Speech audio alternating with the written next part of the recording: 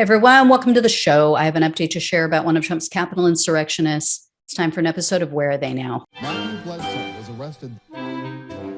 Patrick Montgomery was in court. Jonathan Manapa will stay in federal custody. No, I don't take responsibility at all.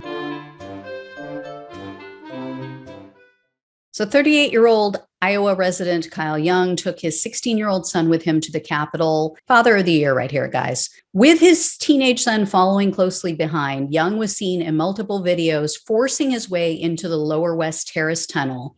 While inside, he was pushing against officers.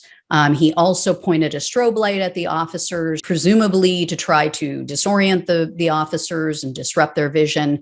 At some point, he handed the strobe light to his son, who was then also seen pointing the strobe light at the police. Young was also seen just prior to this handing a taser to another January 6th insurrectionist named Daniel Rodriguez. We know it was a taser because he showed Rodriguez how to turn it on and how to use it. You see that in the video. Rodriguez has also since admitted to using it. Later, Young was seen assisting another member of the mob in throwing a large audio speaker toward the officers. It didn't make it all the way, though. It ended up hitting another fellow mob member, which caused a head injury to that man. It drew blood. Young then took a long pole or a stick that was passed forward in the crowd, and then he used that to jab at the officers. After that, he left the tunnel, but he remained outside. And then when another insurrectionist grabbed Officer Michael Fanone and dragged him into this deranged mob, Young saw what was going on. And so he pushed his way through the crowd to get to Officer Fanone so he could take part in the assault. So he grabbed one of Fanone's wrists and he was restraining it while Daniel Rodriguez used Young's taser on the back of Fanone's neck. So he did this multiple times, and another member of the mob had Fanone's other arm restrained. So subsequently, Officer Fanone suffered a heart attack. He lost consciousness shortly thereafter. Luckily, some members of the mob had some semblance of a conscience left. They helped him get back to the officers to help him. While this was taking place, another officer was pulled into the crowd. So Young saw that going on, and then he took off to go get in on that action. So Young was seen on video reaching toward and grabbing at this other officer who was referred to only as MM. He grabbed at his body, he grabbed at his helmet, he pushed him, he hit him repeatedly. And this stable genius actually gave a media interview shortly after assaulting these officers, and he gave his name on camera. Once again, we have another repeat offender on our hands. In 2003, Young was sentenced to 15 years in prison for conspiracy to manufacture meth. While he was in prison, he was repeatedly cited for misconduct, including making threats or actually being violent.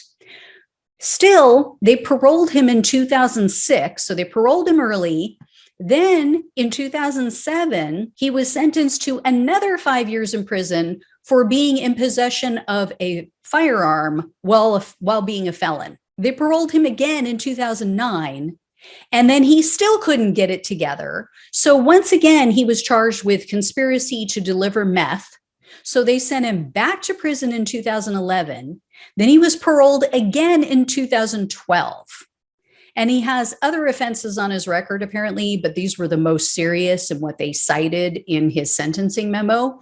So following the Capitol attack, Young discovered that he was on the FBI's wanted list. His image was circulating. So he turned himself in to U.S. Marshals on January 27th. However, he told them that he didn't have, quote, anything to do with the riots. And because there wasn't a warrant out for his arrest, he actually wasn't formally arrested at that time. He wasn't arrested until April 14th of last year. In a superseding indictment, Young was charged with obstructing an official proceeding, civil disorder, 2 counts of assaulting officers, robbery, entering restricted grounds, disorderly conduct on restricted grounds, 2 counts of impeding passage, and 2 counts of physical violence. In May of this year, Young pleaded guilty to 1 count of assaulting officers, while attempting to commit another felony. So he was looking at up to 8 years in prison, 3 years of probation, and $250,000 in fines. And the prosecutors actually requested something close to the full prison term. They asked the judge for 7 years and 2 months behind bars, 3 years of probation, and a minimum of $2,000 in restitution. Young's attorney asked for a truly LOL sentence of only 2 years. He said that Young had a difficult childhood. I mean, join the club, buddy. As I always say, everybody's got their shit. And he was proud to say that Young hadn't been arrested in a dozen years. A dozen years, you guys. Some of us had horrific upbringings and we've never been arrested. So grow up. Officer Fanone read a victim impact statement at Young's sentencing hearing, and he asked the judge to impose a 10-year sentence. He also told Young, quote, "I hope you suffer." And then someone in the courtroom actually yelled out and called Officer Fanone a piece of shit. These people never backed the blue. They never believed in law and order. They're just a bunch of white entitled brats who got away with everything until now. And they thought that they'd get away with this too, because they actually were stupid enough to believe in the lies told by their apricot antichrist. They thought he cared about them. They thought they'd get pardons. So Young spoke at his sentencing hearing.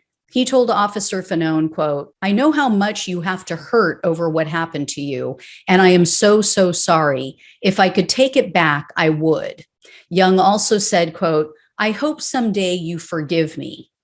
So U.S. District Judge Amy Berman Jackson presided over this case, and she laid into Republican lawmakers. She said that they're all so afraid of losing power that they refuse to contradict Trump. And she put out a call to arms of sorts to fellow justices. She said, quote, "The judiciary has to make it clear it is not patriotism. It is not standing up for America to stand up for one man who knows full well that he lost instead of the Constitution he was trying to subvert." She also gave a verbal beatdown to Young. She said, quote, "You were not prosecuted for being a Trump supporter. You were not arrested or charged, and you will not be sentenced for exercising your First Amendment rights. You are not a political prisoner. You were trying to stop the singular thing that makes America America, the peaceful transfer of power. That's what stop the steal meant." And the judge also told Young, quote, "To you on January 6th, an officer was an opportunity, a target." So after filleting everyone, Judge Jackson gave the prosecutor exactly what they requested: 86 months in prison, 3 years of probation, and a $2,000 restitution fee. Here's my problem with this sentence, though, and why I think it's still too lenient. This creates a massive disparity with other convicted insurrectionists who didn't actually physically harm anyone. So take, for instance, Guy Reffitt. He received roughly the same sentence, even though he didn't physically touch anyone. Or, there's the former officer, Thomas Robertson. He received an even longer sentence than Young, and he didn't touch anyone at the Capitol. Now, I don't have a problem with the sentences that these guys received, that Robertson or Reffitt received. What I have a problem with is Young getting off so easily, especially when he has such a lengthy criminal history. Reffitt and Robertson had no criminal history. So Young's sentence was far too low, in my opinion. This guy, as Officer Fanone said, absolutely should be behind bars for 10 years or more. Period. The prosecutor dropped the ball on this one. They choked. Anyway, guys, if I hear any more, I'll let you know. Thanks so much for watching and listening. Take care, and I'll talk with you soon.